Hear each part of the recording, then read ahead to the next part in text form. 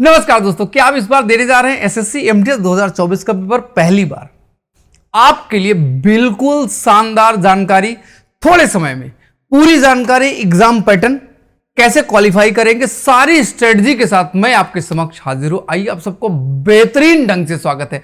पूरा वीडियो देखिएगा, आपके काम का है। भरोसा रखिएगा, अगर आपने कभी हवलदार की एमटीएस की तैयारी नहीं की, इस बार आपने अगर फॉर्म भरने का विचार बन रहा है, आपकी एज 18 साल से 25 साल के बीच में, शारीरिक रूप से आप हष्ट पुष्ट है, तो आपके लिए यह वैकेंसी। आइएगा, चर्चा करते हैं, स्किप मत कीजिएगा, पूरा वीडियो देखिएगा, भरोसा रखिएगा। कोई क्वेरी नीचे कमेंट बॉक्स आपके लिए ओपन है। आइएगा, बात करते हैं। सबसे पहले तो इसमें जो वैकेंसी है वो कितनी ज्यादा वैकेंसी आई है, कौन फॉर्म भर सकता है। तो देखिएगा, एसएससी एमटीएस मल्टीटास्किंग और हवलदार दोनों की वैकेंसी यहां पर आई है, और जो वैकेंसी आई है उनकी संख्या कितनी है? 8,200 या 8,326। बहुत सारी वैकेंसी है। अगली चीज, एज कितनी आपकी होनी चाहिए? 18 से 25। क्या इतने से काम बन जाएगा? सिलेक्शन कैसे होगा? तो आइएगा, उस पर भी चर्चा करते हैं। दरअसल एग्जाम होते हैं और एग्जाम के बाद सिलेक्शन होता है, तो एग्जाम तक पहुंचने के लिए फॉर्म भरना पड़ेगा। क्या करना पड़ेगा? फॉर्म। तो दरअसल फॉर्म हमारे जो है वो आ चुके हैं। 27 जून से 31 जुलाई तक आप अपना फॉर्म भर सकते हैं।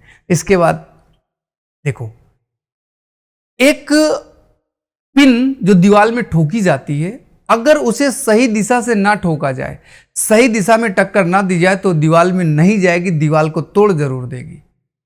इसलिए जरूरी है सही स्ट्रेटजी एग्जाम को तोड़ने के लिए। जैसे ये मान लीजिएगा आपकी एक दीवार है और मेरे पास ये एक कोई कील है। मैं अक्सर एग्जांपल देता हूं, मान लीजिएगा ये आपकी एक कील है, आगे से पतली है। अगर मैं इस दिशा से दीवार में टक्कर मारूंगा इधर हथौड़े से, तो जरूर जाएगी। अगर इसी को मैं बदल दूं, इस तरह से कर दूं, और अब इधर से मैं टक्कर मारूं, तो क्या ये दीवार में जाएगी? नहीं जाएगी। तरीके होते हैं, इसीलिए हम मौजूद हैं आपको सही दिशा दिखाने के लिए कि आखिर किस ढंग से, कितने प्रेशर से वार करना है कि आप वो जो वैकेंसी है 8400 के लगभग, उनमें से एक सीट आपकी भी हो जाए। इसमें जो पोस्ट होती हैं, सफाई कर्मी की भी होती है, इसमें आपका माली की भी होती है, इसमें गार्डनर जिसको बोलते हैं उसकी भी वैकेंसी है। हर प्रकार की जो मतलब ग्रेड सी और ग्रेड डी वाले जो टॉपिक हैं, उन सब में यहाँ पे वैकेंसी में आपको जगह मिलेगी। अगर आप इसमें चाहते हैं जैसे कपड़ा धोने का, प्रेस करने का, इस टाइप की वैकेंसी यहाँ पे है।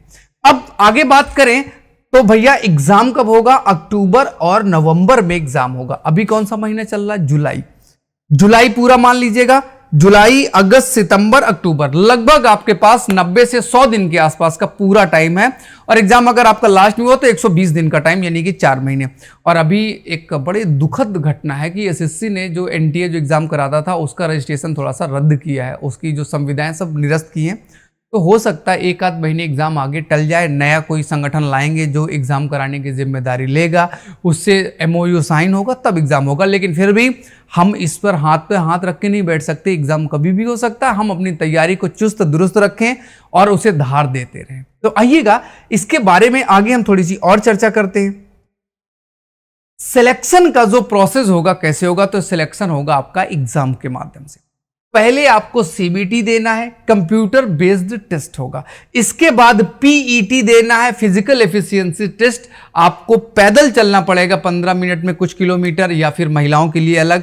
और चूंकि हवलदार है तो वहां पे शारीरिक दक्षता भी आपके पास होनी चाहिए। कुछ में नहीं लगता, कुछ में तो ऐसे चल जाएगा।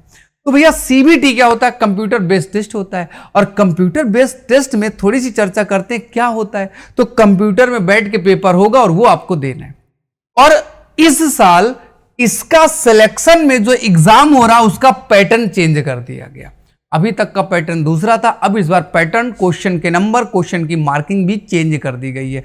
और एक बात बताऊं आपको, तो अब ये क्वालिफाइंग है, आपको सेगमेंट पास करना पड़ेगा।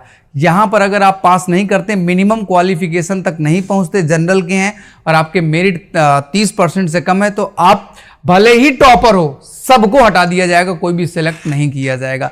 ओबीसी ईडब्ल्यूएस के लिए 25%, 20% बाकियों के लिए रखा गया है। तो आइएगा, फिलहाल हम बात किसी करेंगे, हम बात करेंगे सीबीटी एग्जाम के बारे में कि दरअसल हमारे देश में सीबीटी एग्जाम कैसे होगा अगर हम एमटीएस का देने जा रहे हैं। तो ये 2 मॉड्यूल में होगा। पहले क्या होता था, एक ही साथ पूरा पेपर मिल जाता था, अब एक साथ नहीं होगा।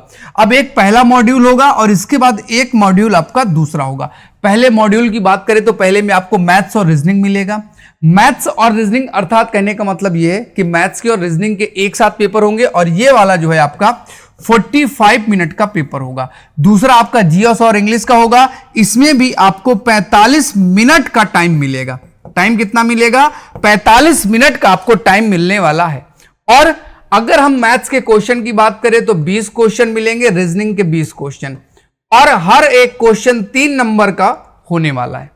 तो यानी कि अगर आप सीधा जोड़े तो 20 20 40, 40 का 3 से गुणा कर दें तो 120 नंबर का आपका ये पहला वाला पेपर, जिसमें मैथ और मैथ के साथ रीजनिंग होने वाली है। अगला आपका बचा कौन सा? रीजनिंग, इंग्लिश का, और आपका बचा कौन सा? जीएस का। इसमें एसएससी वाला ही फॉलो किया गया है। 25 क्वेश्चन इंग्लिश के, 25 क्वेश्चन जीएस के, एक क्वेश्चन 3 नंबर का। तो 25 25 50 और 50 गुणे 3 बोले तो 150 नंबर का आपका ये वाला पेपर होगा। क्वालिफाई करेंगे आप। जब ये पेपर क्वालिफाई करेंगे तब आपका अगला सेगमेंट यानी कि फिजिकल एफिशिएंसी वाला होगा। Maths normal, reasoning, English, GS सब नॉर्मल होती है। 10वीं क्लास तक का सिलेबस आपके एग्जाम में रखा गया है। तो बाकी के टीचर्स तो अपना अपना बता ही रहे हैं, हम क्यों ना थोड़ा सा जीएस में फोकस कर लेते हैं कि जीएस में क्या क्या आएगा। तो पहले एग्जाम में क्वेश्चन देखते हैं कि विगत वर्षों में किस टॉपिक से कितने क्वेश्चन पूछे गए। तो देखिएगा, करंट अफेयर से 2023 का हमने एक सेट उठाया। वैसे तो बहुत सारे पेपर हुए थे बट हमने एक सेट उठाया, तो उस सेट में करंट अफेयर के 2 से 3 मिले। लेकिन जब हमने 2022 का उठाया तो एक सेट में 5 से 6 क्वेश्चन करंट अफेयर के मिले, मतलब वेरी करता है। इतिहास के हमने जो सेट उठाया उसमें 3 से 4 क्वेश्चन मिले, लेकिन वहीं एक 2022 का उठाया तो उसमें 1 से 2 क्वेश्चन मिले। ज्योग्राफी के 3 से 4 तो कहीं 2 से 3।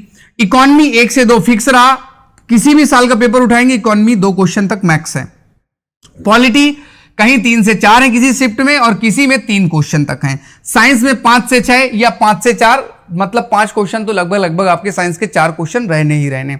फिर सबसे बड़ा जो गेम चेंजिंग है वो कौन सा है? स्टैटिक जीके होता है। तो हम टारगेट करके चले कि हमें कहां से कितना करना और किस टॉपिक में कहां से आएगा।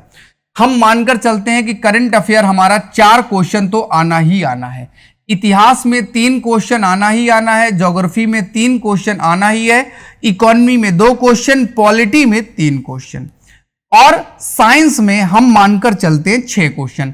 ये तो बेसिक नेचर एग्जाम का जो कि हमेशा पूछना ही पूछना है। तो अगर हम इसे जोड़े तो 1 2 3 और 3 त्रिको 9, 9 6 15, 16 17, 17 4 21। बाकी का हमारा स्टैटिक बचा, तो हम 4 5 या मान लीजिएगा 5 से 7 स्टैटिक जीके के क्वेश्चन आपके एग्जाम में आते हैं।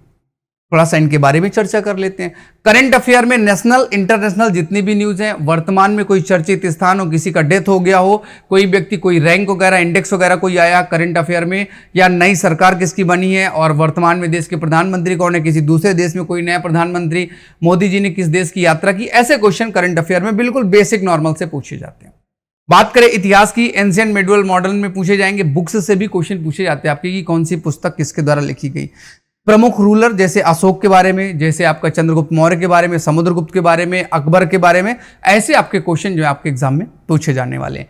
इसके बाद बात करें ज्योग्राफी में, लोकेशन बेस आपको क्वेश्चन मिलेंगे, जैसे कि कौन सी पर्वत चोटी कहाँ की है, भारत की सबसे ऊंची चोटी कौन सी है, दक्षिण भारत की सबसे ऊंची चोटी कौन सी, भारत की सबसे लंबी नदी कौन सी है, गंगा नदी का उद्गम कहाँ से होता है, भारत में कौन सी जनजाति, जारवा जनजाति कहाँ पाई जाती है, अंडमान निकोबार द्वीप समूह भारत के पूरब में है, पश्चिम में है, उत्तर में है, दक्षिण में है, श्रीलंका भारत में कैसे जुड़ा हुआ, इस तरह के क्वेश्चन ज्योग्राफी में पूछे जाते हैं।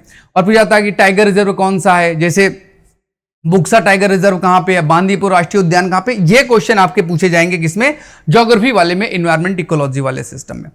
इकोनॉमी में एक क्वेश्चन 5 ईयर प्लान का है, बाकी का कहीं से भी पूछ सकता है। 5 ईयर प्लान का एक क्वेश्चन तो 100% है। फिर पॉलिटी की बात करें तो मूल अधिकार से क्वेश्चन आएगा, राष्ट्रपति से क्वेश्चन आएगा और एक मिसलेनियस कोई क्वेश्चन आता है, मतलब राष्ट्रपति से एक लगभग और एक मूल अधिकार से, डीपीएसपी से क्वेश्चन पक्का, ये बिल्कुल फिक्स पैटर्न है, कहीं और भागने की जरूरत नहीं है। मूल अधिकार, डीपीएसपी, फंडामेंटल ड्यूटी और प्रेसिडेंट, ये 4 टॉपिक कर लिए बहुत है। साइंस में आपके कौन कौन से टॉपिक है, 4 टॉपिक, कोई भी लड़ाकू विमान वगैरह बना, पनडुब्बी वगैरह बनी, टेक्नोलॉजी वाला। फिजिक्स केमिस्ट्री, बायोलॉजी, और ये सब 10वीं तक का ही पढ़ना, उससे आगे का नहीं पढ़ना। नंबर आता है स्टैटिक का।